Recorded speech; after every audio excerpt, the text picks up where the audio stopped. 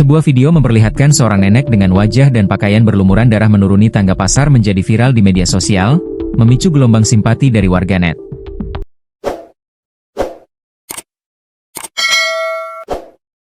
Dalam keterangan unggahan, nenek tersebut disebut dikeroyok warga setelah diduga mencuri 2 kg bawang putih seharga Rp90.000 di Pasar Mangu, Kecamatan Ngemplak, Boyolali, pada Rabu, 7 Mei 2025. Kapolres Boyolali, AKBP Roshid Hartanto, membenarkan peristiwa tersebut dan menyampaikan keprihatinannya atas tindakan main hakim sendiri.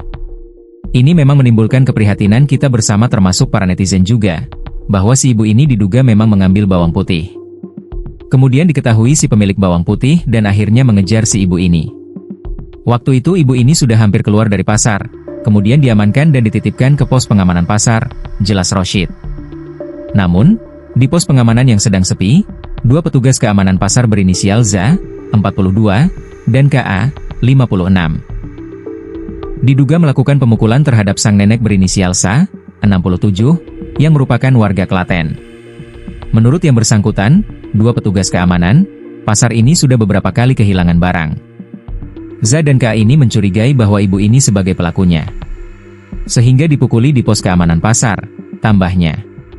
Dari hasil penyelidikan, SA diketahui setiap hari berjualan sayur dan gorengan secara keliling.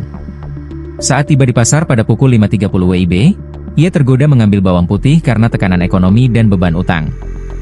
Ibu ini sudah cukup tua. Umurnya 67 tahun dan didorong oleh kebutuhan hidup memang. Setelah kita lakukan pendalaman memang kondisi ekonominya memang pas-pasan dan ibu ini berusaha untuk memenuhi kebutuhannya untuk membayar hutang, ungkap Roshid. Akibat penganiayaan tersebut, korban mengalami luka cukup serius, termasuk 3 jahitan di kepala, memar di bawah mata, dan memar di dagu. Kapolres menegaskan bahwa 2 pelaku pemukulan kini telah diamankan di Polres Boyolali dan masih dalam proses pemeriksaan. Yang kita sesali apabila terjadi tindakan hukum itu jangan main hakim sendiri. Masyarakat tidak boleh main hakim sendiri. Serahkan ke aparat berwenang. Sampaikan permasalahannya apa, kasusnya bagaimana, nanti kita tindak lanjuti, tegas Roshid.